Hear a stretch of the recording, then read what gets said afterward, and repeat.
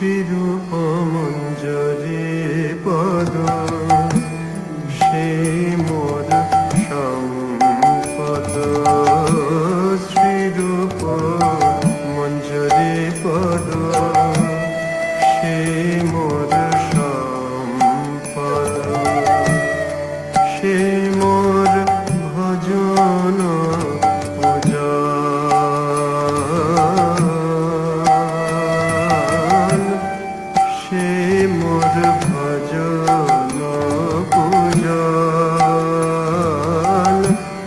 শ্রীরূপ মঞ্জরি পদ সেই মোর সম্পদ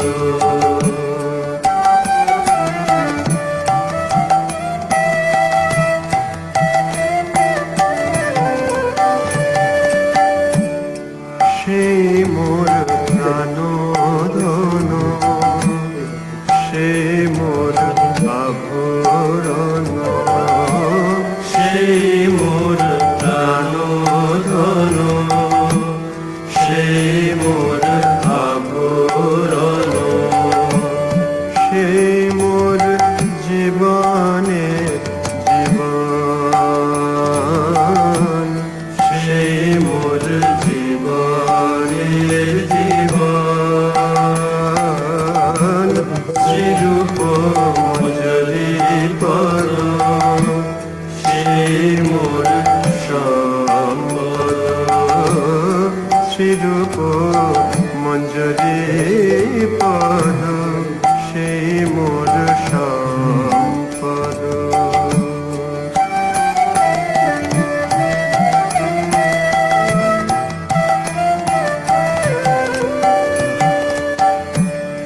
সেই মোর রসনিধি সেই মোর বাঞ্ছা সিদ্ধি সেই মোর রসনিধি সেই মোর বাঞ্ছা সিদ্ধি সেই মোর বেদের ধরম সেই মোর বেদের ধরম সেই ব্রত সেই তপ সেই মোর মন্ত্র জপ সেই ব্রত সেই তপ সেই মোর মন্ত্র জপ সেই মোর ধর্ম করম সেই মোর ধর্ম করম শ্রীরূপ মঞ্জরি পদ সেই মোর সম্পদ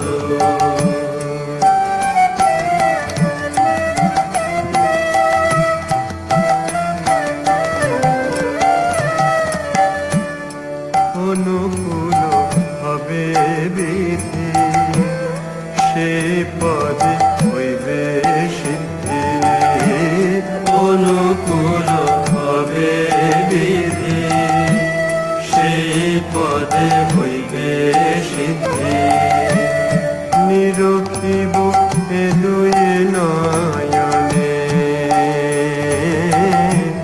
নিরখিব এ দুই নয়নে সেরূপ মাধুরী রাশি প্রাণ কুবলয় শশী সেরূপ মাধুরী রাশি প্রাণ কুবলয় শশী প্রফুল্লিত হবে নিশিদিনে প্রফুল্লিত হবে নিশিদিনে শ্রীরূপ মঞ্জরি পদ সেই মোর সম্পদ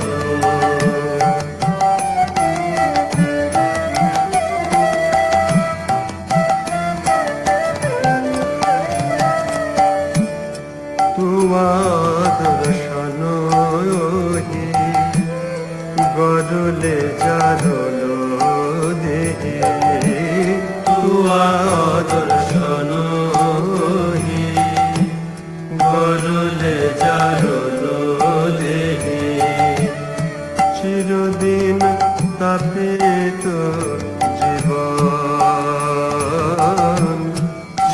চিরদিন যাবে তো জীবন।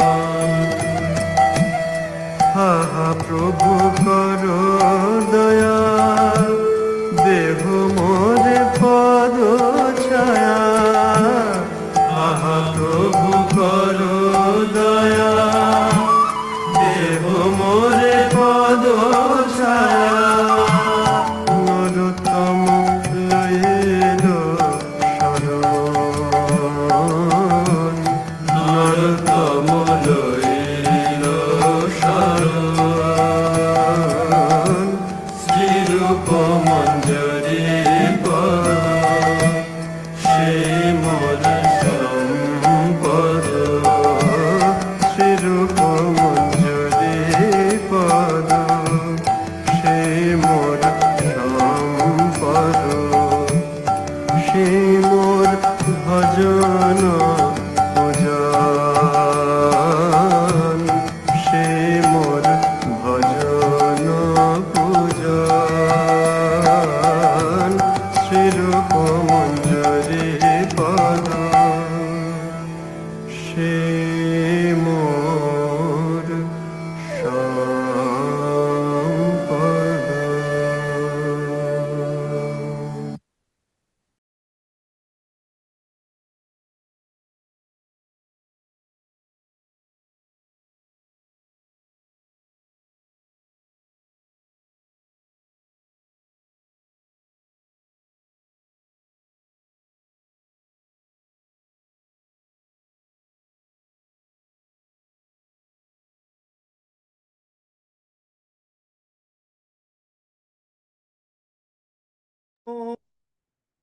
पदाय कृष्ण पृष्ठाय भूतले श्रीमते भक्ति वेदांत स्वामिन् इति नामिने नमस्ते सरस्वती देवे गौरवाणी प्रचारिणे निर्विशेष शून्यवादी पाश्चात्य देशतारिणी श्री कृष्ण चैतन्य प्रभु नित्यानंद श्री अद्वैत गदाधर शिवासादि गौर भक्त वृंद हरे कृष्णा कृष्ण कृष्ण हरे हरे हरे राम राम राम हरे हरे हरे कृष्णा कृष्णा कृष्णा हरे हरे हरे राम राम राम हरे हरे हरे कृष्णा कृष्णा कृष्णा हरे हरे हरे राम राम राम हरे हरे हरे कृष्णा कृष्णा कृष्णा हरे हरे हरे राम राम राम हरे गोविंद जय जय गोपाल जय जय राधा रमण हरि गोविंद जय जय हरे कृष्णा कृष्णा कृष्णा हरे हरे हरे राम राम राम हरे हरे हरि नाम संकीर्तन यज्ञ की जय समवेत भक्त वृंद की जय शिल प्रभुपाद की जय गुरुदेव महाराज की जय।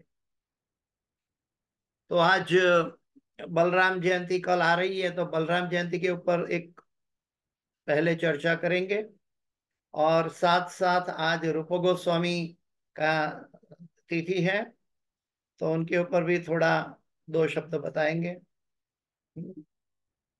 ओम अज्ञानातिमिरान्धस्य ज्ञानाञ्जनशलाकया चक्षुरुन्मिलितं येन तस्मै श्रीगुरुवे नमः। श्रीचैतन्यमनोभीष्टं स्थापितं येन भूतले स्वयं रूप गदा मह्यं ददाति स्वपदान्तिकं वन्देऽहं श्रीगुरु श्रीयुतापदकमलं श्री गुरु वैष्णवांश्च श्रीरूपं साग्रजातं सहगणा रघुनाथान्वितं तं सजीवं साद्वैतं सावधूतं परिजन सहितं कृष्ण चैतन्य देवं श्री राधा कृष्ण पादां सहगणा ललिता श्री विशाखान्वितांश्च। हे कृष्ण करुणा सिंधु दीनबंधो जगतपते गोपेश गोपिका कांत राधा कांत नमोस्तुते। तप्त कांचन गौरांगी राधे वृंदावनेश्वरी वृषभानुसुते देवी प्रणमामि हरिप्रिये। पंचाकल्पतरुभ्यश्च कृपा सिंधुभ्य एव च पतितानां पावनेभ्यो वैष्णवेभ्यो नमो नमः। श्री कृष्ण चैतन्य प्रभु नित्यानंद श्री अद्वैत गदाधर श्रीवासादि गौर भक्त वृंद हरे कृष्णा कृष्ण कृष्ण हरे हरे हरे राम राम राम हरे हरे। जयतां सुरतो पंगुर मम मंद मते गति मत्सर्वस्व पदाम्भोजो राधा मदन मोहन कृष्णाय वासुदेवाय देवकी नंदनाय च नंद गोपकुमाराय गोविंदाय नमो नमः गोविंदाय नमो नमः गोविंदाय नमो नमः। नमः पंकज नाभाय नमः पंकजमालिने नमः पंकजनेत्राय नमस्ते पंकजांग्रिये। पंचतत्वात्मकं कृष्ण भक्तरूप स्वरूपकं भक्तावतार भक्ताख्यं नमामि भक्तशक्तिगं गुरुवे गौरचंद्राय राधिकाये तदालये कृष्णाय कृष्ण भक्ताय तद्भक्ताय नमो नमः।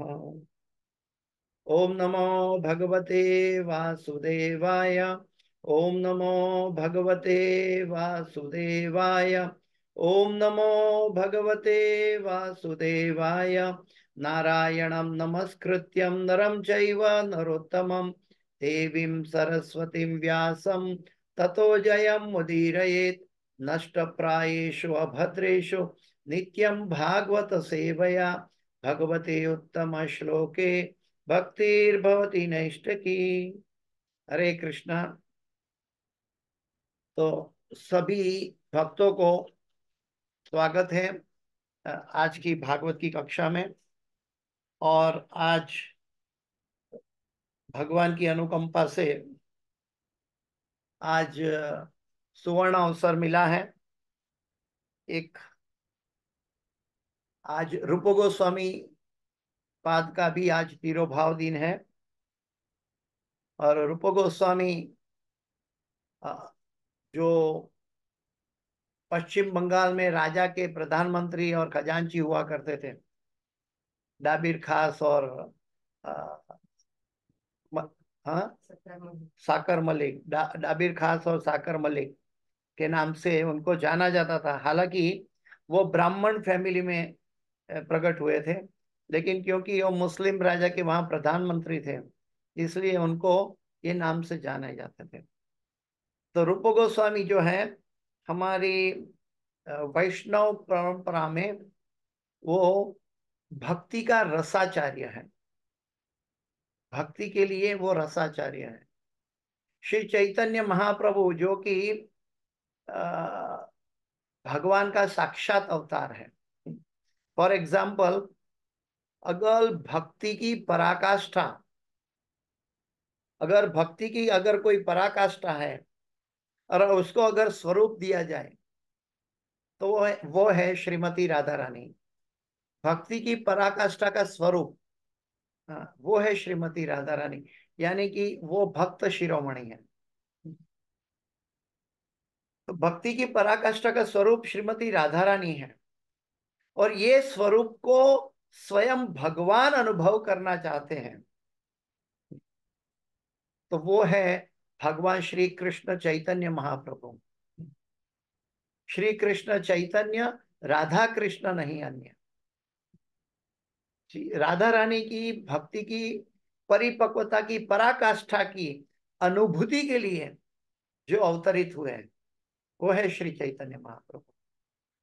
तो चैतन्य महाप्रभु वो हैं, और उनके आदेश के अंतर्गत ये जो रूप गोस्वामी जो थे, जो 6 गोस्वामी में से प्रमुख हैं, और हम अंतरराष्ट्रीय कृष्ण भावनामृत संघ में इस्कॉन रूप गोस्वामी को फॉलो करते हैं, क्योंकि इसलिए हम लोग रूपानुगा कहलाते हैं, क्योंकि वो भक्ति के रसाचार्य हैं।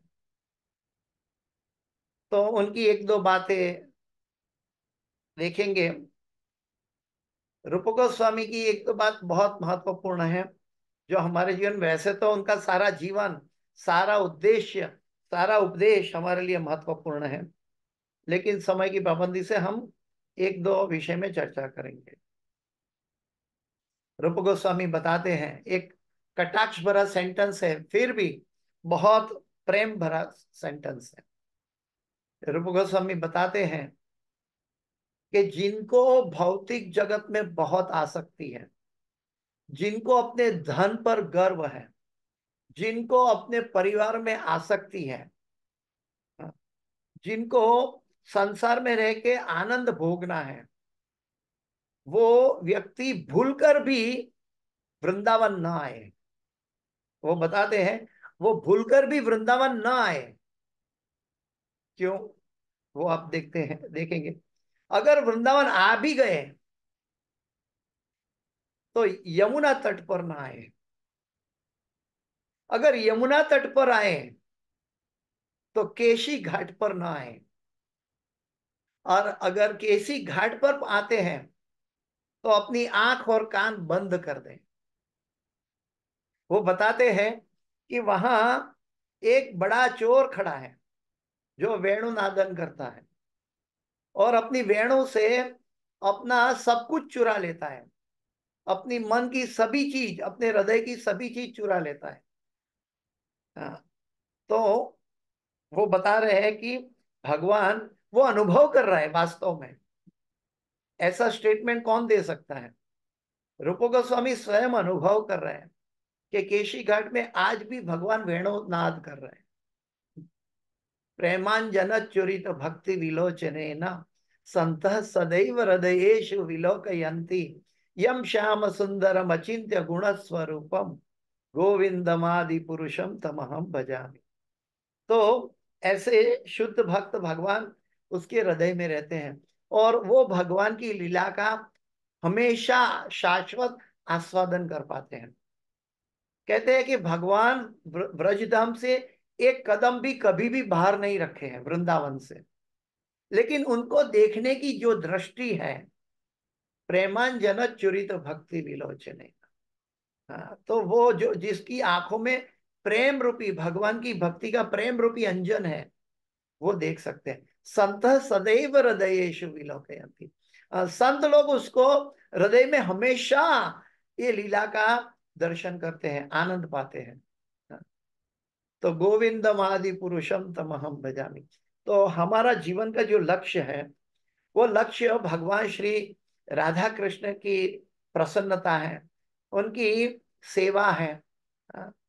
तो ये सेवा कैसे की जाए, ये हमें श्रीमती राधा रानी दिखा सकती है, क्योंकि वो भक्ति की पराकाष्ठा है, और उसी की परंपरा में जो अनुयायी हैं वो रूप गोस्वामी है। राधा रानी आह्लादिनी शक्ति है, भगवान को आनंद देने वाली शक्ति है। तो उनकी परंपरा में रूप गोस्वामी भी भगवान को आनंद कैसे दे सकते हैं, हाँ, ये चीज हमें सिखाते हैं। तो भगवान के हृदय को छूना है तो हमें रूप गोस्वामी के आदेश को पालन करना है। रूप गोस्वामी का एक और बात बहुत महत्वपूर्ण है।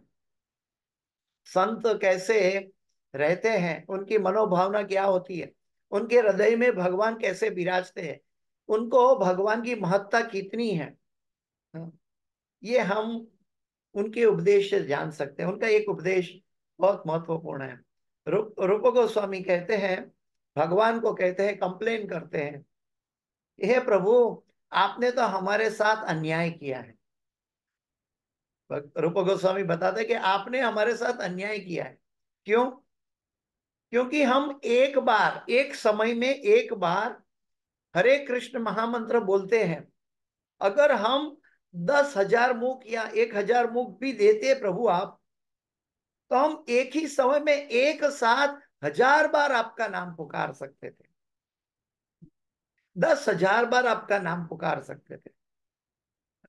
तो ये भगवान और उनके भक्तों की महिमा है। हमें अभी ये चीज को हम कैसे समझेंगे कि एक समय बीत रहा है, एक सेकंड बीत रहा है, धीरे धीरे धीरे कुछ सेकंड के बाद मिनट बीत रही है। लेकिन हमें इसका पता नहीं है। हाँ, हमारा जीवन ऐसे ही व्यतीत होता रहता है। हर साल हम सालगिरह मनाते हैं, लेकिन इसका तादात्म्य, इसका तत्व नहीं जान पाते। और संत जन जो है, इस समय की इंपॉर्टेंस देखते हैं, बल्कि इस समय से भी परे आगे चलते हैं। वो भगवान को कहते हैं कि इस समय में मैं आपका नाम पुकार रहा हूं, हरे कृष्ण कृष्ण कृष्ण हरे हरे, हरे राम राम राम हरे हरे। ये समय मुझे सिर्फ एक बार नाम लेने के लिए उपयोग हो रहा है।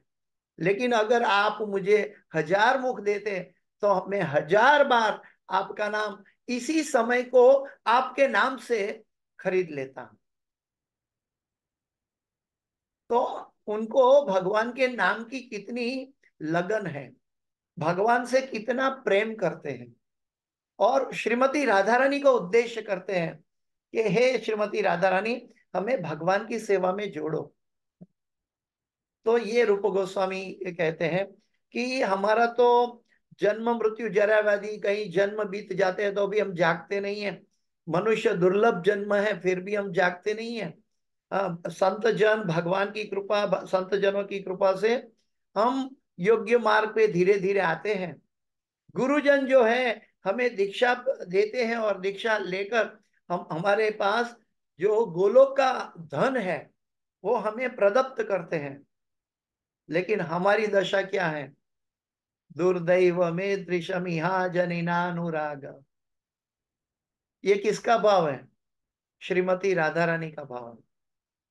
वो भक्त शिरोमणि है, और हमारे जैसे लोगों के लिए बताते हैं कि हे प्रभु, आपकी अनुकंपा के बिना, आपकी अनुमति के बिना कोई व्यक्ति आपको न जान सकता है, न आपके तरफ झुक कर आ सकता है, न अपना जन्म सार्थक कर सकता है। और वास्तव में प्रभु अलग अलग रूपों में लीला में सबके द्वारा आनंद ले रहे हैं, क्योंकि भगवान का अंश है हम। भगवान, हम सब भगवान के अंश हैं। और हमारे अंदर अंश के साथ परमात्मा के रूप में, क्षीरोदक्षयी विष्णु के रूप में कौन बैठा है पता है? तो वो आज की बात करते हैं। अभी बलराम जी की बात करते हैं, दाऊ भैया की बात करते हैं। तो बलराम जी जो है, इस भौतिक जगत का सभी कारोबार जो है बलराम जी के हाथों हो रहा है। भगवान कृष्ण और बलराम जी अभिन्न है, लेकिन दो चीज में भिन्न है। भगवान कृष्ण और बलराम जी अभिन्न है, क्योंकि भगवान कृष्ण का पहला एक्सपांशन बलराम जी हुआ। तो बलराम जी और भगवान अभिन्न है। वो भी भगवान कृष्ण के बरोबर है, उनके अंदर भी षड ऐश्वर्य है, लेकिन फिर भी भिन्न है। कैसे? उनका कलर श्वेत वर्ण है, भगवान का वर्ण, भगवान कृष्ण का वर्ण मेघ श्याम वर्ण है। और दूसरी बात है कि वो भगवान से कैसे भिन्न है। तो वो भगवान का सेवक भक्त के रूप में है। भगवान सेव्य है, भगवान श्री कृष्ण सेव्य है, और बलराम जी, दाऊ भैया, वो सेवक भक्त है। बलराम जी का एक नाम है शेष। हाँ, शेष सैया पे भगवान को आराम देते हैं। और भगवान का एक नाम है बलराम जी का अनंत शेष। अनंत शेष, हम मैथमेटिकल कैलकुलेशन में डिवाइडेशन करते हैं तो जिसको गुजराती में कहते हैं भागाकार, वो डिवाइडेशन करने के टाइम नीचे जो बच जाता है तो उसको हम कहते हैं ये शेष रह गया। तो इस जगत में जो असीमित भगवान है, गोलोक वृंदावन में असीमित भगवान है, तो वो असीमित भगवान की सेवा भी असीमित होनी चाहिए। और सारे जीव मिलकर भी अगर सेवा करें तो भी कुछ ना कुछ शेष रह जाता है। वो शेष जब बलराम जी सेवा करने लगते हैं तो वो शेष भी पूर्ण हो जाता है। बलराम जी का नाम एक अनंत शेष है। वो अनंत भगवान की सेवा करने में क्या बोलते हैं कि उनकी सेवा का कुछ शेष रह गया, वो बलराम जी के हाथों पूरा हो जाता है। कैसे इसको समझेंगे कि जैसे भक्ति की पराकाष्ठा का स्वरूप श्रीमती राधा रानी है, ठीक उसी तरह सेवा का पराकाष्ठा का स्वरूप बलराम जी है। और बलराम जी भगवान के साथ बहुत क्या बोलता है, साथ में रहते हैं। कभी भी भगवान को छोड़कर एक क्षण के लिए, क्षण के लाखों का हिस्सा में भी भगवान को छोड़कर कहीं नहीं जाते। उनका अपना अस्तित्व, हाँ, एक सेवक के रूप में है बलराम जी। और वो बलराम जी जो बद्रिकाश्रम से लेकर कन्याकुमारी तक पूरे भगवान कृष्ण की जो लीला स्थली है, प्राकट्य स्थली है, चाहे बद्रीनाथ हो, चाहे अयोध्या धाम हो, चाहे जगन्नाथपुरी हो, मायापुर धाम हो, सॉरी मायापुर तो राधा रानी का बनाया है, चाहे जगन्नाथपुरी हो, चाहे द्वारका हो, चाहे श्रीरंगम हो, चाहे उडुपी कृष्णा हो, कोई भी केरला के गुरुवायूरप्पा हो, कोई भी भगवान कृष्ण की लीला स्थली का जो स्थान है, ये सभी स्थान बलराम जी के द्वारा उपलब्ध है। स्व वो स्थान जो है स्वयं बलराम जी है। बलराम जी कौन है? जैसे भौतिक जगत में हमारे अंदर तीन गुण हैं, सत्वगुण, रजोगुण और तमोगुण। सॉरी, जैसे भौतिक जगत में तीन गुण हैं, सत्वगुण, रजोगुण और तमोगुण। ठीक उसी तरह आध्यात्मिक जगत में भी तीन दिव्य गुण है। और वो दिव्य गुण कौन सा है? संधिनी, समवित और आह्लादिनी। संधिनी, समवित और आह्लादिनी, ये तीन दिव्य गुण आध्यात्मिक जगत गोलोक वृंदावन में है। तो जो समवित है वो तो भगवान श्री कृष्ण स्वयं है। जो आह्लादिनी है वो तो भगवान को आनंद देने वाली शक्ति श्रीमती राधा रानी है। तो भगवान को आनंद देने वाली शक्ति श्रीमती राधा रानी है। समवित भगवान स्वयं है। लेकिन जो संधिनी तत्व है वो है हमारे दाऊ भैया बलराम जी है। जो संधिनी तत्व है वो बलराम जी है। तो हम तत्व से भी देखें तो बलराम जी कौन है ये समझ पाएंगे। बलराम जी हर एक रस में भगवान की सेवा करते हैं, वो आगे देखेंगे हम। अगर हम वृंदावन में प्रवेश करते हैं तो वास्तव में हम बलराम जी के शरीर पर अपना पांव रखते हैं। बलराम जी के शरीर पर अपना पांव रखता है, क्योंकि सभी जो धाम है, लीला स्थली है, ये स्वयं बलराम जी का प्राकट्य है। और बलराम जी के वक्षस्थल पे हम अपना कदम रखते हैं। इसीलिए जो भक्तगण हैं जो ब्रजभूमि में प्रवेश करते हैं वो सबसे पहले वो भूमि की चरण धूलि को समाप्त कर प्रणाम करते हैं, क्षम्यतां, प्रणाम करते हैं। हम देखते हैं कि अक्रूर जी जब आए थे वृंदावन मथुरा से, तो भी जैसे भगवान के चरण चिन्ह देखे गए तो उन्होंने प्रणाम किया। और उससे बढ़कर तो क्या क्या समझेंगे। इवन स्वयं भगवान ब्रज की मिट्टी खाते हैं। भगवान स्वयं ब्रज की मिट्टी खाते हैं। क्यों? क्योंकि वो अपने दाऊ भैया के साथ गायों चराने जाते हैं। हाँ, वो ब्रह्मांड घाट में है दाऊ भैया के साथ। और फिर वहां बलराम जी की चरण धूलि मिलती है, तो बोलता है ये तो वैष्णव की ही चरण धूलि है। हाँ, तो भगवान स्वयं उसका आस्वादन करने के लिए वहां मिट्टी खाते हैं। उनके भगवान की मिट्टी खाने का एक तीर से कहीं निशान बन जाते हैं। ऐसा नहीं कह सकते कि भगवान ने बचपन में बालिशता में मिट्टी खाई। अ, कोई भी भगवान की लीला को समझने के लिए उसके सिद्धांत को, उसके तत्व को समझना चाहिए। जब तक हम तत्व को या सिद्धांत को समझेंगे नहीं, तब तक उनके कार्यकलाप हमें भ्रमित करते रहेंगे। जन्म कर्म च मे दिव्यम एवं यो वेत्ति तत्वतः त्यक्त्वा देहम पुनर्जन्म नैति मामेति सो अर्जुन। हाँ, भगवान कहते हैं कि जो मेरे जन्म और कर्म दिव्य स्तर पर है, जो उसको तत्व से जानता है, वो इस जगत में वापस पुनः प्रकट जा आता नहीं है, वो भगवत धाम चला जाता है। ये भगवान का स्टेटमेंट है। और वो तत्व हमें, हमारे पास कौन लेकर आता है? वो है संधिनी तत्व, बलराम जी का रिप्रेजेंटेशन। गुरुजन हमारे पास वो तत्व लेकर आते हैं। तद्विद्धि प्रणिपातेन परिप्रश्नेन सेवया उपदेक्ष्यन्ति तद्ज्ञानम ज्ञानिनास्तत्वदर्शिना। वो तत्व लेकर भगवान हमारे पास, सॉरी, गुरुजन हमारे पास आते हैं। वो भगवान की अनुकंपा तो है, भगवान का रिप्रेजेंटेशन तो है ही है, लेकिन गुरुजन हमारे पास आते हैं। तो भगवान की अनुकंपा से गुरुजन की अनुकंपा जो है, अगर हम दीक्षित है, अगर हम इंस्पायर्ड है कोई भी बोनाफाइड गुरु के पास, तो ये और कुछ नहीं है, भगवान की और बलराम जी की अहित्व की कृपा है, जो हमारा संबंध भगवान से करवाते हैं,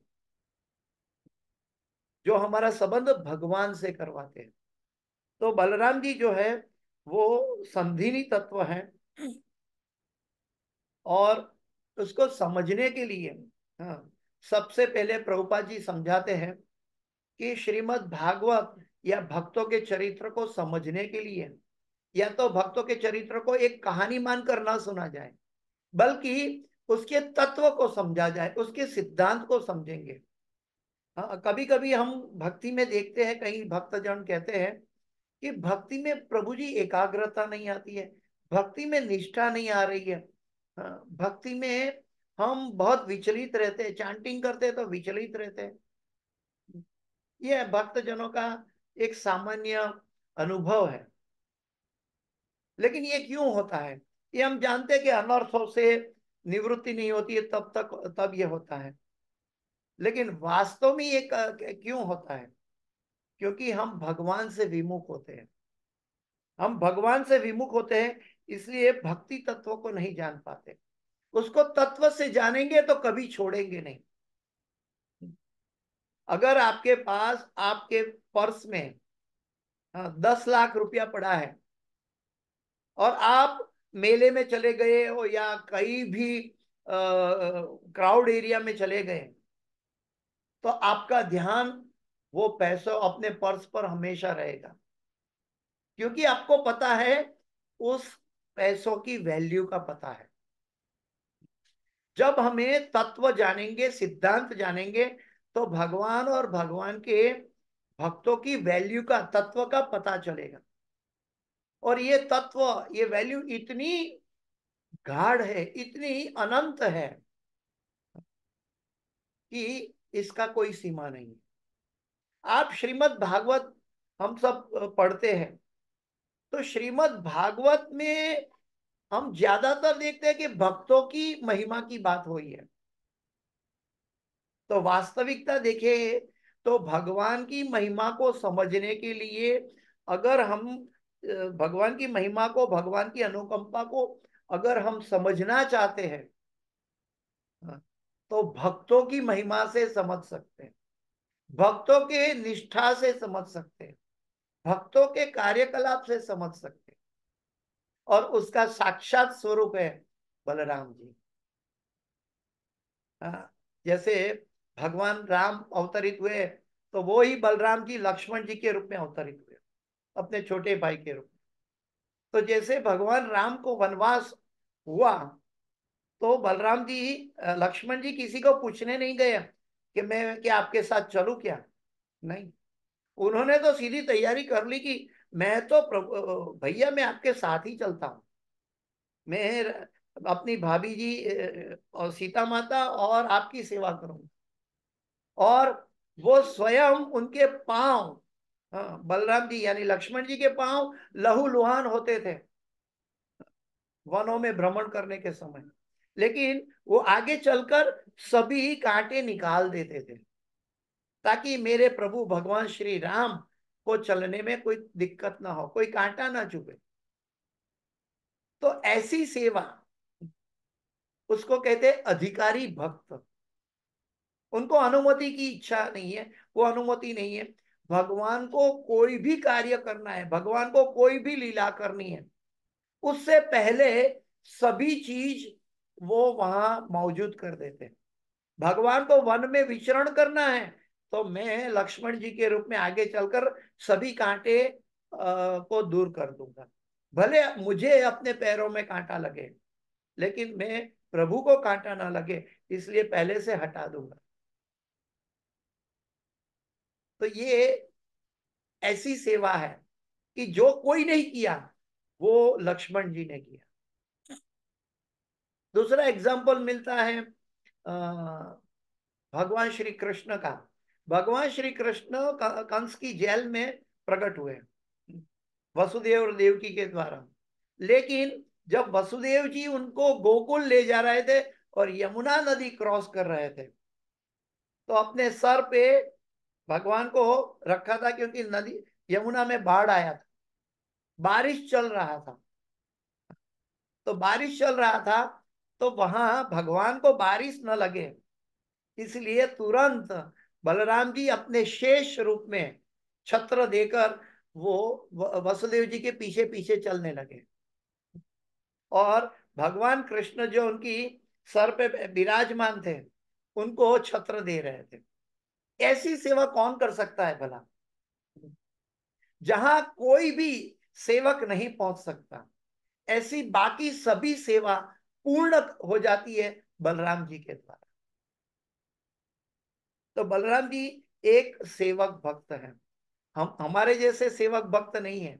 हाँ, हम लोग कैसे सेवक भक्त हैं उसकी परिभाषा देखे तो हम हमारी चर्चा नहीं कर सकते। हम तो बहुत निकृष्ट है। हाँ, हम क्या करते हैं, कई प्रकार के भक्त होते हैं, 3-4 प्रकार के भक्त बताए। एक होता है एरो भक्त। एरो भक्त, एरो क्या होता है, जो तीर से निकलता है वो छूट गया, छूट गया, कभी वापस नहीं आता है। तीर तीर कमान से छूट गया, कभी वापस नहीं आता है। अगर कोई हमें भगवान की सेवा या कुछ उपदेश देते हैं कि तुम्हें ये सेवा करनी है तो हम सुनते हैं, फिर वहां से चले जाते हैं, फिर मुंह नहीं दिखाते।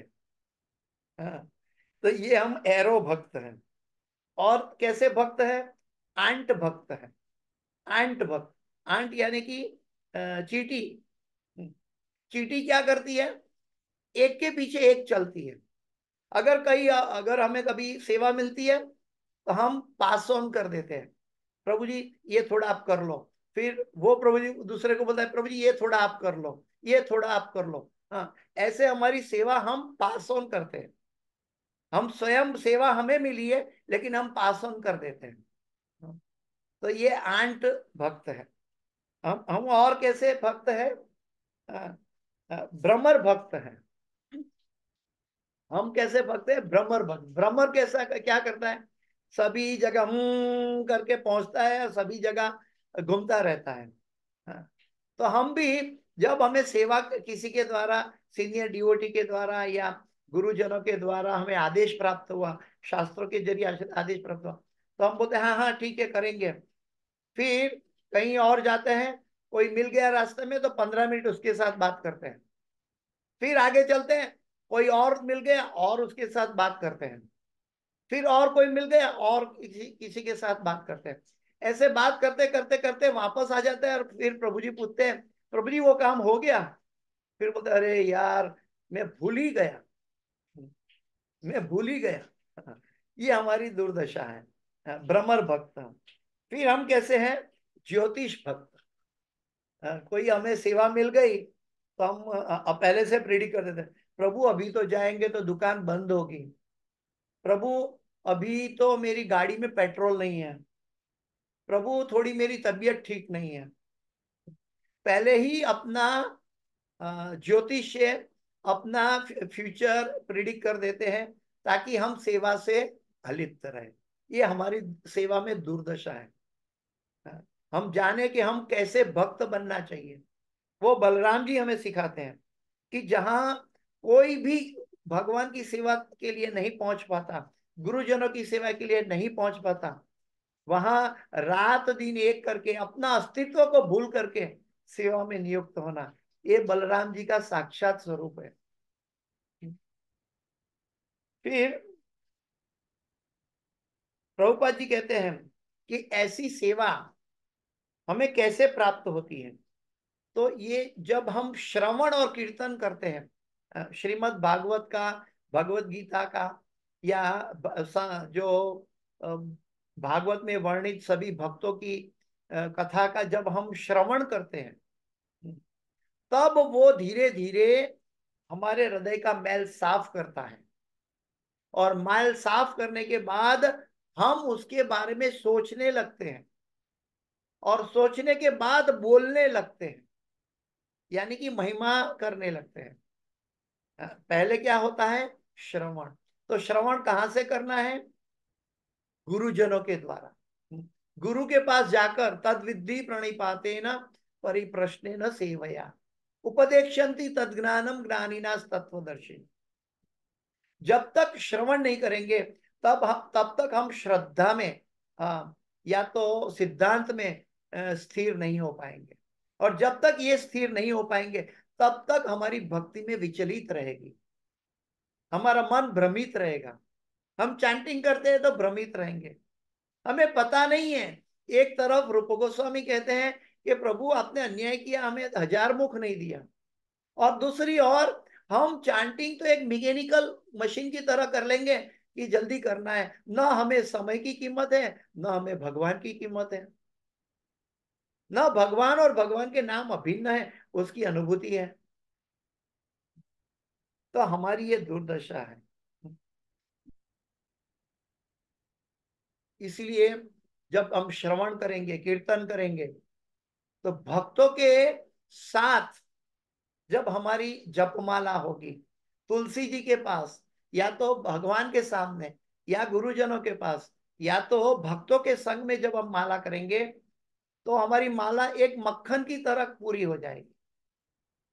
लेकिन वही माला अगर हम अकेले में बैठ के करेंगे, हाँ, कुछ और कार्य करते हुए करेंगे, तो वो माला कैसी लगेगी? साइकिल की चेन की तरह। साइकिल की चेन कैसे घूमती है, कितना कष्ट होता है घुमाने के लिए, ऐसी लगेगी। इसलिए हमें तय करना है कि हमें भगवान की माला कैसे करनी है। बलराम जी कृपा करके गोलोक धाम से हमें भगवान भगवान के अंश होने के नाते हमारी सेवा करने के माध्यम के रूप में, उनके रिप्रेजेंटेटिव के रूप में गुरु भेजा है। ये गुरु कोई सामान्य व्यक्ति नहीं है। ये गुरुजन हमारी सेवा करते हैं, लेकिन हमें दिखाई देता है कि हमें गुरु की सेवा करनी है। वास्तव में वो, क्योंकि हम भगवान के अंश हैं और भगवान की कोई भी सेवा अधूरी न रह जाए, इसलिए आत्मा के साथ परमात्मा के रूप में, क्षीरोदक्षय विष्णु के रूप में बलराम जी अपना विस्तार करते हैं और हर एक जीव की सेवा करते हैं। कैसे? अपना रिप्रेजेंटेटिव भेजकर उनको मौका देते हैं अपने भगवत धाम जाने का। क्यों भगवत धाम जाने का मौका देते हैं? क्योंकि भगवान चाहते हैं कि मेरे बिछड़े हुए ये जीव कब मेरे पास मुंह घुमा के मेरे पास आ जाएंगे, कब वो उनका भौतिक शब्द समाप्त होकर आध्यात्मिक मेरा नाम पुकारेंगे। हाँ। कब वो अपना मुंह अपने फल की ओर छोड़कर मेरी ओर देखेंगे। तो भगवान इस विरह में खड़े हैं और ये अनुभूति बलराम जी कर रहे हैं, और वो स्वयं तुरंत ही अपना विस्तार करते हैं। हाँ, बलराम जी संकर्षण के रूप में विस्तार करते हैं, और शंकर जी के द्वारा फिर आगे चलकर महाविष्णु, महाविष्णु से महतत्व, उसके अंदर गर्भोदक्षय विष्णु प्रवेश करते हैं, और गर्भोदक्षय विष्णु के नाभि कमल से ब्रह्मा जी प्रकट होता है, और ब्रह्मा जी के हृदय में परमात्मा के रूप में भगवान स्वयं प्रविष्ट करते हैं। ये सब अपने दाऊ भैया बलराम जी का विस्तार है। तो भगवान की लीला के लिए जो विस्तार करना है, ये बलराम जी हर कोने में, हर इच्छा में, भगवान की इच्छा में वहां तत्पर रहते हैं। हमें कोई एक कार्य भी दिया जाए तो हम तत्पर नहीं रहते। हाँ, लेकिन हम, हमारे अंदर कहीं गलतियां होती है। हाँ, फिर भी अगर कार्य बाई चांस भगवान की और गुरु की कृपा से हो गया तो हम इसका गर्व करते हैं। वास्तव में हम वो गर्व के लायक है ही नहीं। हाँ, लेकिन गर्व करते हैं। तो ये हमें समझना है कि हमारी वृत्ति कैसी होनी चाहिए। तो हमें सिद्धांत से समझना चाहिए भगवान और भगवान की लीला। भगवान कृष्ण को अवतरित होना है तो बलराम जी पहले प्रकट हो गए। तो बलराम जी पहले प्रकट हुए। आप देखेंगे कि उनका नाम संकर्षण क्यों पड़ा। हाँ, पहले वो देवकी के गर्भ में क्यों आए, फिर डायरेक्ट रोहिणी माता के गर्भ में जा सकते थे बलराम जी बनकर, लेकिन पहले वो देवकी माता के गर्भ में आए और फिर संकर्षण होकर रोहिणी के गर्भ में गए। उसका मतलब क्या है, क्योंकि वो गर्भ में भगवान श्री कृष्ण आने वाले हैं, इसलिए वो गर्भ को आध्यात्मिक जगत बना दिया, गोलोक वृंदावन बना दिया, भगवान के लिए अनुकूल परिस्थिति बना दी। तब जाकर वो रोहिणी के गर्भ में गए, इसलिए वो संकर्षण कहलाए, और वही संकर्षण के रूप में इस जगत में व्याप्त है। महाविष्णु, विष्णु का अर्थ है कण कण में भगवान, सर्वव्यापक। और वो कहां से आए महाविष्णु? संकर्षण से, अपने दाऊ भैया के द्वारा। आगे बताते हैं कि भगवान भग, बलराम जी जो है भगवान की हर एक लीला में मौजूद है, हर एक रस में मौजूद है, खाली लीला में नहीं, हर एक रस में मौजूद है। शांत रस में है, दास्य रस में है, साक्ष्य रस में है, वात्सल्य रस में है, और माधुर्य रस में भी है। तो बलराम जी भगवान के हर एक रस में सेवा करने के लिए नियुक्त है।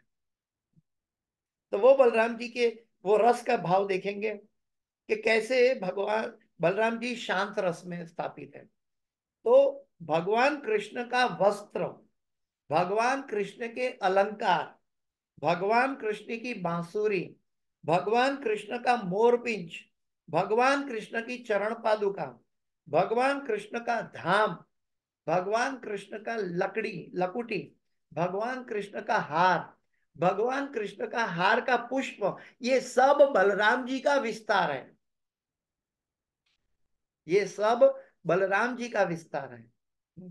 तो ये शांत रस में बलराम जी सेवा कर रहे हैं। एक बार क्या हुआ, जब मायापुर में हमारा इस्कॉन मंदिर नहीं था, तब प्रभुपाद जी की इच्छा थी कि मायापुर में प्रभु चैतन्य महाप्रभु की प्राकट्य भूमि है, वहां हमारा हेडक्वार्टर होना चाहिए और हमें मंदिर बना के स्थापित होना चाहिए। तो उन्होंने अपने शिष्य को भेजा और बोला कि आप वहां जाके तहकीकात करो कि हमें जमीन खरीदनी है।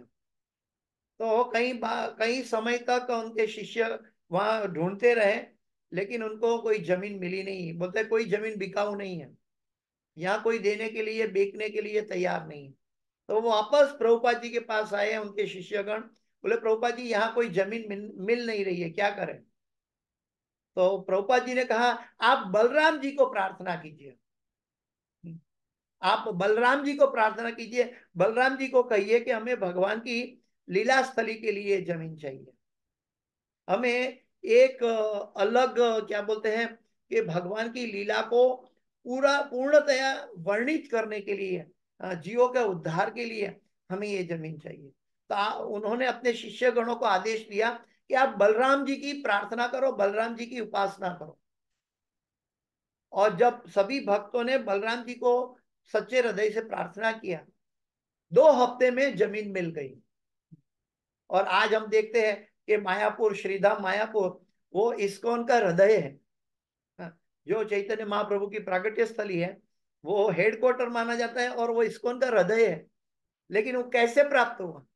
बलराम जी की प्रार्थना करने से। तो बलराम जी हमें क्या नहीं दे सकते? बलराम जी का अर्थ ही है बल और राम। राम रमंती इति राम, जो भगवान कृष्ण की सेवा में हमेशा रमण करते हैं, और बल, पूरे बल के साथ। प्रभुपाद जी कहते हैं कि किसके पास 100 रुपया है तो हम 50 रुपया मांग सकते हैं, जिसके पास पैसा नहीं है हम नहीं मांग सकते। बलराम जी के पास भगवान की सेवा का बल है। हाँ, हम बलराम जी के पास हमारी भक्ति के लिए, सेवा के लिए बल मांग सकते हैं। और इसी का सुनहरा अवसर कल हमें मिलने वाला है बलराम जयंती के उपलक्ष्य में। तो ऐसे तत्वों को जाने, इसका उपयोग करें भगवान की सेवा के लिए, भगवान की प्रसन्नता के लिए। कई बार हम सोचते हैं कि हमारी भक्ति बढ़ाने के लिए हम करते हैं, नहीं। हमारी भक्ति तो बलराम जी के द्वारा बढ़ रही है, हमारी कोई हैसियत नहीं है, ना हमारे अंदर लायकात है। मैंने अभी कहा हम कैसे हैं, एरो भक्त, आंट भक्त, अलग भ्रमर भक्त, ज्योतिष भक्त, ऐसे हमारी भक्ति है। हमारे अंदर कोई लायकात नहीं है, लेकिन बलराम जी हमारी एक एक कदम पर हमारी उन्नति करते हैं। जब गुरु के द्वारा दीक्षा प्रदत्त करते हैं तो भगवान से हमारा नाता जोड़ देते हैं, वो अच्युत के साथ नाता जोड़ते हैं ताकि हम च्युत न हो जाए, और पद पद पर हमारी भक्ति का पोषण देते हैं बलराम जी। तभी हम भक्ति में उन्नति करते हैं। और बलराम जी क्योंकि भक्ति का हमारा पोषण करते हैं, तो बलराम जी एक सेवा का स्वरूप है। तो वो चाहते हैं कि हम भी सेवा में जुड़े, इसलिए हमारी भक्ति की उन्नति वो बलराम जी करते हैं, हम नहीं करते। याद रखें कि हम भक्त नहीं है, हमें गुरुजनों ने, भगवान की अनुकंपा ने, गुरुजनों ने हमें भक्त रूप में स्वीकार किया है, दीक्षा के रूप में। हमने गुरु नहीं बनाया, गुरु ने हमें शिष्य बनाया। उद्व मूल मद शाखा, ये सब हमें अपनी मन के भ्रमित विचारों को साफ करना होगा। तो ये शांत रस है। अ, वही बलराम जी दास्य रस में भी भगवान की सेवा कर रहे हैं। जब गाय बछड़े के साथ चराने के लिए दाऊ भैया कृष्ण के साथ जाते हैं, तो कृष्ण छोटा कन्हैया थक जाता है। तो दोपहर के भोजन के बाद जब गाय के ऊपर सर रख के भगवान आराम कर रहे हैं, और उनकी पूंछ से हवा डाल रहे हैं अपने पर, क्योंकि गर्मी है तो हवा डाल रहे हैं गाय की पूंछ से, वहीं से चामर आया है। तो पूंछ से हवा डालते हैं, और दाऊ भैया भगवान की चरण सेवा करते हैं, भगवान की चरण सेवा करते हैं। लक्ष्मण जी बने थे तब वो वन में भी साथ में जाके कंकर हटाते थे, कांटे हटाते थे, और यहाँ भी चरण की सेवा करते हैं। कभी कभी ऐसा दिखाई देता है कि भगवान भी बलराम जी के चरण की सेवा करते हैं। भगवान भी, क्योंकि भगवान कृष्ण और बलराम जी अभिन्न है, इसलिए भगवान भी, भगवान बलराम जी की सेवा करते हुए दिखाई देते हैं। लेकिन वो एक अपना प्रेम का प्रागट्य है, वो प्रेम का प्रागट्य, भगवान अपना प्रेम का प्रागट्य प्रकट करते हैं। जब बलराम जी निष्काम सेवा कर रहे हैं, निष्काम तो हमारे लिए शब्द है, बलराम जी तो स्वयं ही सेवा का स्वरूप है, और वो सेवा कर रहे हैं, वो सेवा से प्रसन्न होकर और सेवा का रेसिप्रोकेशन में भगवान स्वयं बलराम जी की सेवा करते हैं। तो वहां बलराम जी दास्य बनकर सेवा कर रहे हैं। कभी कभी मक्खन की चोरी करने भगवान जाते हैं गोपियों के घर में।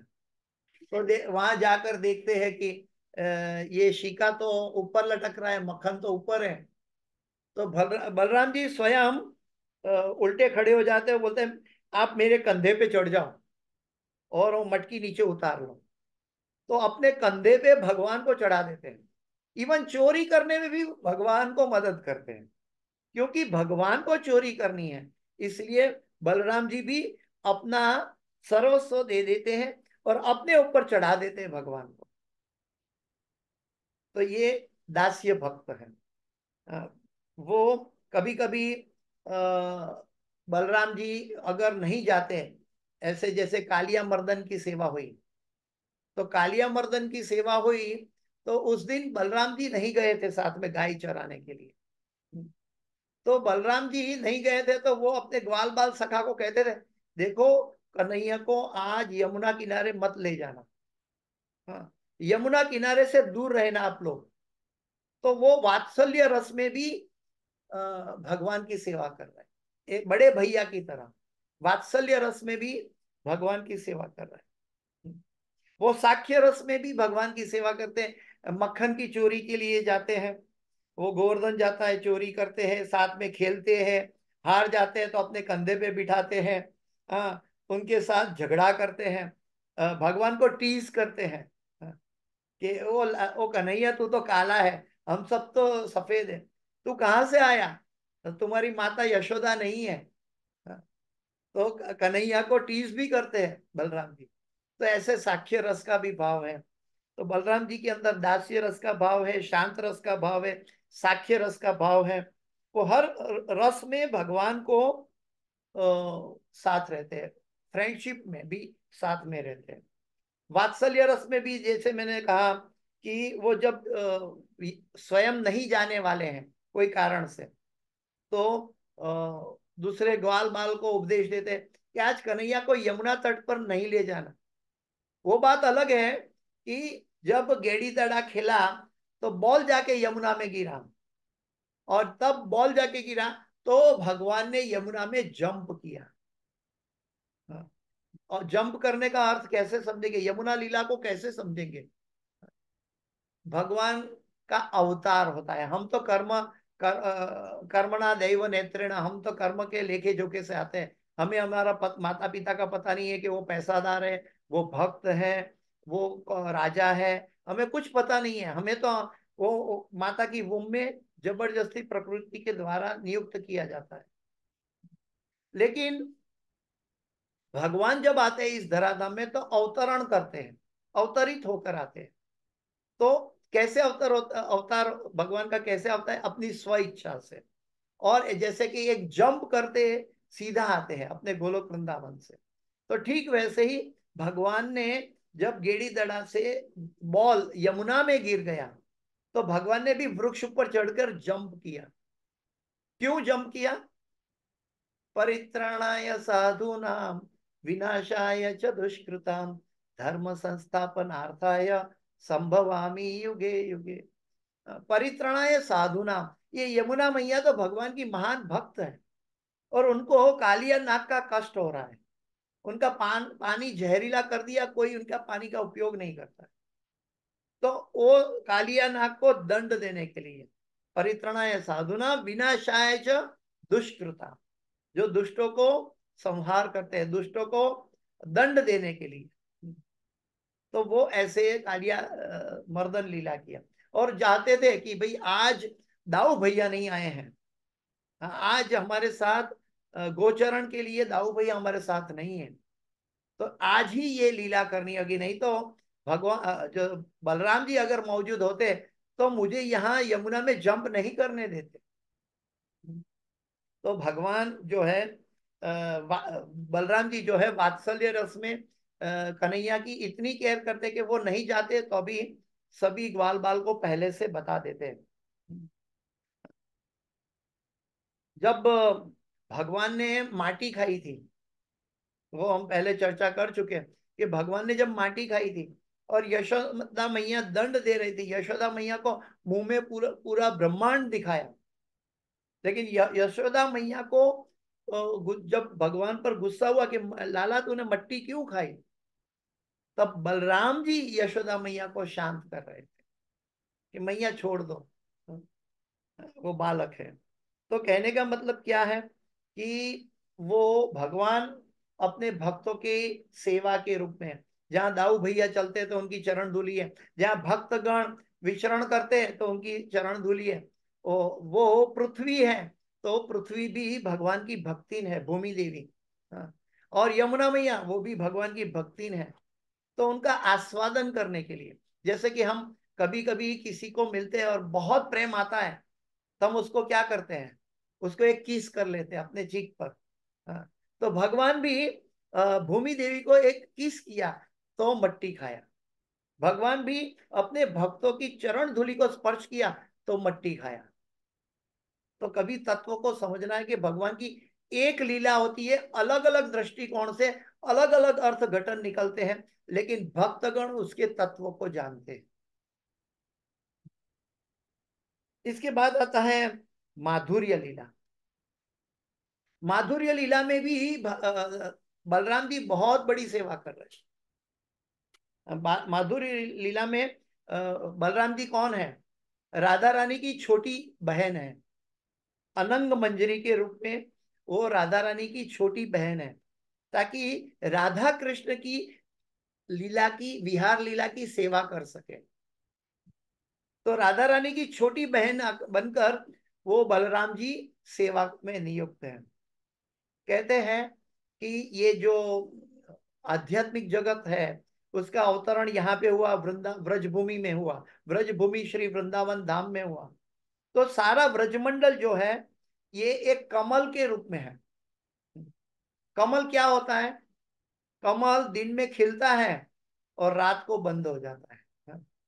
तो जब राधा और कृष्ण उनको मिलना है, तो राधा कृष्ण तो कमल की पंखड़ी में दूर दूर है, वो अपनी लीला में उनको दूर रहने के लिए एक लीला है कि मधुमंगल का श्राप था, इसलिए राधा रानी को भगवान का विरह था। कोई भगवान को राधा रानी से मिलने नहीं देता था बाल बचपन में भी। हाँ। पूरा संसार क्या बोलते हैं कि सो कॉल्ड संसार उनका था, वो उनसे मिलने नहीं देते थे। लेकिन बलराम जी जो है, हाँ, राधा रानी एक कोने में खड़ी है, बलराम जी भगवान कृष्ण दूसरे कोने में खड़े हैं। तो वो स्वयं ब्रज की भूमि बनकर, यानी कि धाम बनकर बलराम जी वो कमल बंद कर देते थे। और जब कमल बंद हो गया तो राधा कृष्ण अपने आप मिल जाते थे। और जब राधा कृष्ण मिल गया तो फिर मिलकर उनको अपने घर में वापस जाना है, वापस कमल खिल जाता है और वो अपनी अपनी जगह में स्थापित हो जाता है। तो भगवान को आने जाने का कष्ट नहीं, न राधा रानी को आने जाने का कष्ट, उनकी लीला परिपूर्ण करने के लिए वो एक कमल के रूप में उपस्थित हो जाते थे। तो बलराम जी जो है ये माधुर्य भाव में भी राधा कृष्ण की सेवा में नियुक्त हैं, राधा रानी की छोटी की बहन के रूप में वो उपलब्ध है। क्योंकि वो श्रीमती राधा रानी की छोटी बहन क्यों बनी, क्योंकि जब वृंदावन में राधा रानी की चरण की धूली जब वो देखते हैं, एक छोटी बहन है बलराम जी राधा रानी की, लेकिन जब चरण धूली देखते हैं तो उनको कभी क्रॉस नहीं करते हैं, उनके ऊपर पाँव नहीं रखते हैं। इतना वो अलर्ट है, क्योंकि वो जानते हैं कि बड़ी बहन का चरण को लांघना नहीं चाहिए। वो इतने केयरफुल है, क्योंकि भगवान को आनंद देने वाली संपत्ति वो आह्लादिनी शक्ति है। और भगवान के अपने अंतरंग जो भक्त है, वो भक्तों को पोषण देने वाली शक्ति हाँ, बलराम जी है। तो बलराम जी हमें भक्ति सिखाते हैं, लेकिन भक्ति करके हम जब आगे पहुंचते हैं तो हमारे अंदर प्रेम का प्रागट्य श्रीमती राधा रानी करवाती। और जब जब प्रेम करते हैं तब हम राधा कृष्ण की लीला में सेवा में नियुक्त हो सकते हैं। इसके लिए बहुत हमें, अभी तो बहुत निचली कक्षा में, निकृष्ट कक्षा में हमें, हमारी साधना भक्ति भी मुश्किल से हो रही है, हमें रागानुगा भक्ति भी अभी तक प्राप्त नहीं हुई है, न हमारे अंदर निष्ठा या भाव है। लेकिन ये समझने के लिए सिद्धांत को मैं बता रहा हूं कि हम सब ये कक्षा में नहीं है, लेकिन वास्तव में हमारी प्रगति है। भगवान की सेवा के लिए राधा रानी भी सेवा कर रही है, लेकिन भगवान को प्रेम देने की सेवा कर रही है। और वही सेवा बलराम जी भी कर रहे हैं, लेकिन भगवान को क्या चाहिए वो सब उसके लिए अनुरूप प्लेटफॉर्म, बैकग्राउंड और अनुरूप प्लेटफॉर्म तैयार करते हैं बलराम जी। क्योंकि भगवान के अंश होने के नाते हम सब भगवान के अंश हैं, तो बलराम जी बोलते हैं उनके अंशों की सेवा भी मैं करूंगा, और वो गुरु और गुरु का एक्सपांशन बनकर हम तक पहुंच जाते हैं।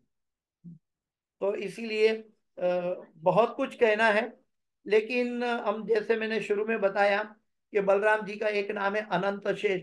कोई भी सेवा जब नियुक्त हो जाती है, तो कुछ भी बाकी रह गया तो वो बलराम जी के द्वारा परिपूर्ण हो जाती है। इसलिए भगवान अपने आप में पूर्ण है। अभी अभी आप देखेंगे जब राम अवतार में लक्ष्मण जी छोटे भैया था, तो वही बलराम जी भगवान से झगड़ा किया कि आप मैं सीता माता को छोड़ने नहीं जाऊंगा, ये आप बड़े भैया होने के नाते मेरी आज्ञा का पालन होना चाहिए कह दे रहे हो। अगली बार मैं आऊंगा तो आपका बड़ा भैया बनकर आऊंगा। और वो लक्ष्मण जी छोटे भैया कृष्ण लीला में बड़े भैया बनकर आए हैं। तो ये चीज हमें समझना है। दूसरे शब्दों में देखेंगे कि जब भगवान श्री कृष्ण चैतन्य महाप्रभु का अवतार हुआ, तो वहां भी बलराम जी नित्यानंद प्रभु के रूप में प्रकट हो गए पहले से। हाँ, और भगवान को तकलीफ न हो इसलिए नित्यानंद प्रभु ने इवन जगाई माधाई जैसे निकृष्ट जीव, क्योंकि वो नित्यानंद प्रभु जगाई और माधाई का बाह्य रूप नहीं देखते, वो भगवान का अंश आत्मा है। और ऐसे निकृष्ट अवस्था में वो भगवान का प्रेम यहाँ श्री कृष्ण चैतन्य महाप्रभु प्रकट हुए हैं। तो ऐसा प्रेम जारे देखो तारे कहो कृष्ण उपदेश, ऐसे कहने वाले चैतन्य महाप्रभु का प्रेम यहाँ वितरित हो रहा है। और ये अपने नशे में ऐसे बेहोश पड़े, उनका उद्धार कौन करेगा? हाँ, तो ऐसे जगई माधाई के पास भी जाते हैं, और उनका दिया हुआ पत्थर भी हाँ, उनके सर पे लगता है, उनको कष्ट होता है, फिर भी उनको भक्त बनाने के लिए, उनको कृष्ण प्रेम व्याप्त करने के लिए नित्यानंद प्रभु इवन ऐसे नशे में डूबे हुए लोगों का भी उद्धार करने के लिए प्रकट हुए। तो नित्यानंद प्रभु के बारे में तो कितना कहा जाए। बिना नित्यानंद प्रभु की कृपा हम श्री चैतन्य महाप्रभु को नहीं जान सकते, कि जो कि भगवान की भक्ति का, प्रेम का, पराकाष्ठा का स्वरूप है। और वो स्वरूप की अनुभूति स्वयं कर रहे हैं भगवान चैतन्य महाप्रभु के रूप में, और वो स्वयं प्रेम की अनुभूति कर रहे हैं, उनकी सेवा कर रहे हैं नित्यानंद प्रभु। तो बिना नित्यानंद प्रभु की आशीर्वाद हम चैतन्य महाप्रभु को नहीं समझ पाएंगे, और चैतन्य महाप्रभु की कृपा के द्वारा ही हम राधा कृष्ण की सेवा में नियुक्त हो सकते हैं। और हमारा एक सद्भाग्य है कि कल बलराम जयंती है, और आज उन्हीं का रिप्रेजेंटेशन रूप गोस्वामी का तिरोभाव है। हाँ, परसों, सॉरी। तो ये हमें मौका दे रहे हैं कि हम कैसे बलराम जयंती ठीक से मनाएं, कैसे बलराम जी अपना एक्सपांशन करके हमें भगवान के रस का आस्वादन कैसे कराएं। सभी भक्ति का जो आस्वादन है हमारे लिए एक नियम के रूप में लगता है, वास्तव में वो नियम नहीं है। भक्ति रसामृत सिंधु, वो रस और अमृत है, क्योंकि हमारे ऊपर कई जन्मों की वासनाएं हैं, इसलिए हमें अनुभव नहीं हो रहा है, इसका अनुभव नहीं हो रहा है। जैसे कि हम बीमार होते हैं, एंटीबायोटिक दवा 5 दिन खाते हैं, और उसके बाद कुछ सामान्य खाना खाते हैं तो अभी हमें कड़वा लगता है, और वो दवाई की स्मेल हमारे मुंह में आती है। ठीक उसी तरह अनेक जन्मों की वासना के जरिए हम भगवान की भक्ति में रस नहीं जगा पाते। हाँ, और फिर भी ऐसी दुर्दशा में भगवान बलराम जी जो है वो अपना एक्सपेंशन करके गुरुजनों को हमारे पास भेजते हैं। ये हमारा सद्भाग्य है, हाँ, कि हम बलराम जी की कैसे सेवा करें। और सबसे सुनहरा अवसर क्यों कहा गया? हाँ, सबसे सुनहरा अवसर क्यों कहा गया? क्योंकि हम सब विचलित है भक्ति में, और हमें भक्ति का बल नहीं है। अमी तो कंगाल कृष्ण कृष्ण बोली, धाई तव पाछे पाछे, ओहे वैष्णव ठाकुर दया रे सागर, ये दासे करुणा करी। तो ये सब हमें पता है, हम कंगाल है, भक्ति में 1 नंबर के डुप्लीकेट है, कंगाल है। तो हमें एक सुनहरा मौका मिलने जा रहा है बलराम जयंती के अवसर पर। जैसे प्रभुपाद जी ने सिखाया, हम बलराम जी के चरणों में प्रार्थना करें, हे बलराम जी कृपा करें कि हमारे ऊपर भक्ति का बल मिले। अगर भक्ति का बल पाना है तो बलराम जी देने वाले हैं, जिसके पास है वो दे सकते हैं। भक्ति का बल बलराम जी दे पाएंगे, और भगवान का प्रेम का बल श्रीमती राधा रानी देगी। तो इस तरह भगवान अपनी लीला करते हैं, अपना विस्तार करते हैं, और अपने आनंद के लिए सबको नियुक्त करते हैं। तो समय हो चुका है, इसलिए मैं अपनी वाणी को विराम देने जा रहा हूं। वैसे तो भगवान की महिमा अनंत है, और अनंत महिमा में हम अनंत समय तक कैसे बात करेंगे। इवन सुखदेव गोस्वामी परीक्षित महाराज को कह रहे हैं कि हे परीक्षित, मुझे तो भगवान की महिमा बहुत कुछ कहनी है, लेकिन मैं कुछ उसका संक्षिप्त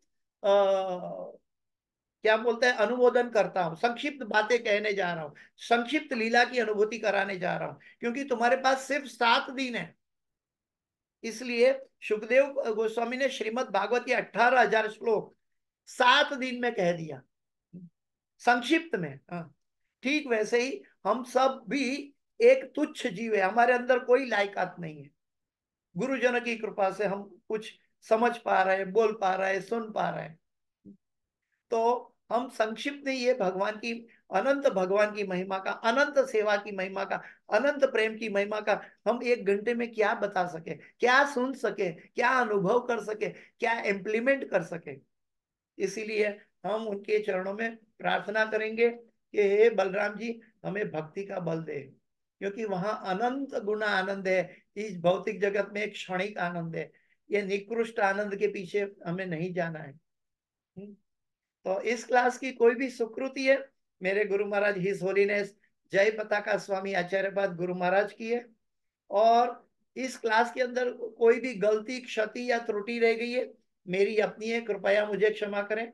वांछा कल्पतरुभ्यश्च कृपा सिंधुभ्येव च पतितानां पावनेभ्यो वैष्णवेभ्यो नमो नमः। अनंत कोटि वैष्णव वृंद की जय, शील प्रभुपाद की जय, बलराम जयंती महामहोत्सव की जय, रूप गोस्वामी आद तिरुभाव तिथि महोत्सव की जय। हरे कृष्ण। समावेत भक्त वृंद की जय, श्रीमद् भागवतम की जय। हम सब गुरु महाराज के लिए एक बार हरे कृष्ण महामंत्र बोलेंगे। हरे कृष्णा कृष्णा कृष्णा हरे हरे, हरे राम राम राम हरे हरे। हरे कृष्णा, हरे कृष्णा। किसी का कोई प्रश्न है? वास्तव में तो ये लीला है, एक इतिहास है, और ये शाश्वत लीला है। लेकिन फिर भी अगर कोई किसी को कोई छोटा मोटा प्रश्न है तो बोल सकते हैं। समय तो हो चुका है। हरे कृष्णा सब। हरे अवतम भक्त की जय, गुरु महाराज की जय। तो मैं श्रीमद् भागवत की कक्षा में जा रहा हूँ। मुझे भी अपना बैंक बैलेंस बनाना है, कुछ भागवत का रस का आस्वादन करना है। मैं जा रहा हूँ। आप सबके चरणों में दंडवत प्रणाम। पंचाकल्पतरुभ्यश्च कृपा सिंधुभ्येव च पतितानां पावनेभ्यो वैष्णवेभ्यो नमो नमः। जय शिल प्रभुपाद की जय। जय हरे कृष्णा। जय गुरुदेव, जय गुरुदेव। हरे कृष्णा प्रभु जी। हाँ, दंडवत प्रणाम। जय गुरुदेव। हमको थोड़ा सा बैलेंस करने के लिए थोड़ा आशीर्वाद दीजिए। हाँ, हम सब गुरु महाराज की, हम सब एक ही बोट में बैठे हैं, प्रभुपाद जी की और गुरु महाराज की। हाँ, प्रभुपाद जी की और गुरु महाराज की बोट में बैठे हैं, और बलराम जी कृपा करके हमारे साथ हैं, बलराम जयंती लेकर आए हैं। तो हमें बड़ा सुनहरा अवसर है। मैं तो एक एक तुच्छ व्यक्ति हूँ, हमारे अंदर कोई लायकात नहीं है, लेकिन गुरु महाराज जो है, प्रभुपाद जी जो है, ये हमारे लिए शिक्षा गुरु और दीक्षा गुरु है। तो हम बलराम जी को प्रार्थना करें कि हमें भक्ति का बल मिले गुरु महाराज के जरिए। हरे कृष्णा। थैंक यू प्रभु जी। हरे कृष्णा। आपने जो बलराम जी की कहानी बताई, मतलब हम लोग तो जस्ट कहानी की तरह सोच रहे थे, लेकिन आप जो बताए पूरा भाव की तरह बताए नहीं, कि ये बलराम जी तीन भाव, वात्सल्य भाव, साख्य भाव, दास्य भाव में कैसे सब सेवा किया, आपने बहुत ही अच्छा बताया प्रभु जी। थैंक ये यू। सब गुरुजनों और सीनियर भक्तों की देन है, इसमें मेरा कुछ नहीं है। मैं भी एक जड़ बुद्धि वाला मनुष्य हूँ, मेरे अंदर कोई लायकात नहीं है, ना मेरे अंदर कोई भक्ति है। लेकिन ये सीनियर भक्तों और आचार्य गुरुजनों की देन है कि हम कुछ बोल पा रहे हैं, समझ पा रहे हैं। हाँ, हाँ। जब तक हम भक्ति में स्थिर तीव्रता से नहीं हो जाएंगे, तब तक हमने भगवान का सिद्धांत या तत्वों को नहीं समझा है। हरे कृष्णा। ओके प्रभु जी। हरे कृष्णा। जय गुरुदेव, जय गुरुदेव, जय गुरुदेव।